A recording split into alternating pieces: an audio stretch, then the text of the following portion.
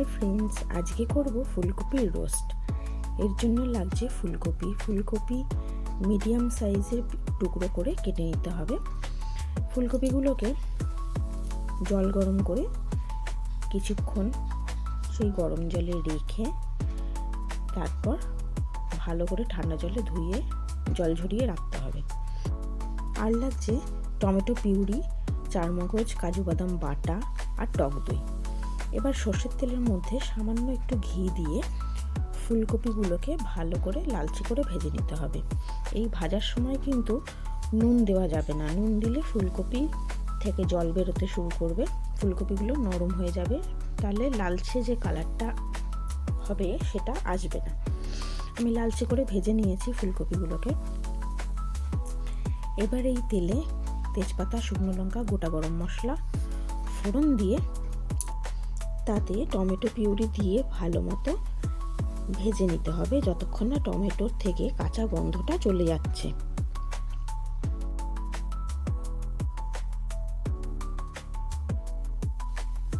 Tomato পেস্টটা ভালো মতো ভাজা হয়ে গেলে এবার এর মধ্যে সামান্য একটু জিরে গুঁড়ো, ধনে গুঁড়ো আর কাশ্মীরি লঙ্কার গুঁড়ো অ্যাড করতে হবে। এই রান্নাতে কিন্তু হলুদ গুঁড়োর প্রয়োজন হয় না, কাশ্মীরি লঙ্কার গুঁড়োটাই তাই একটু বেশি করে দিতে হয়।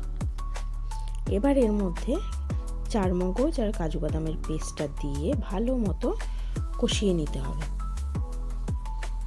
যতক্ষণ না মশলা থেকে তেল ছেড়ে আসছে আর মশলার কাঁচা গন্ধ চলে যাচ্ছে ততক্ষণ এটা কষিয়ে নিয়ে এরপরে এতে নুন দিয়ে ফুলকপিগুলো দিয়ে বেশ কিছুক্ষণ কষিয়ে নিতে হবে।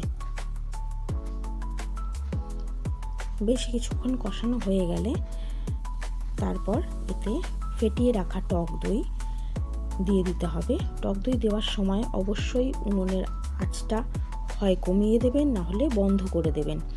তারপর টক দইটা মিক্স করে নেওয়ার পরে আবার আঁচটা মিডিয়াম আঁচে করবেন, কারণ না হলে কিন্তু অনেক সময় রান্না করতে গেলে আমাদের টক দইটা ফেটে যায়। আঁচটা কমিয়ে নিলে সেটা আর হবে না।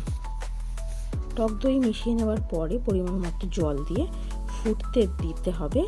তারপর ফুলকপি ভালো মতো সেদ্ধ হয়ে গেলে ওপর থেকে ঘি ছড়িয়ে নামিয়ে নিন গরম গরম ফুলকপির রোস্ট।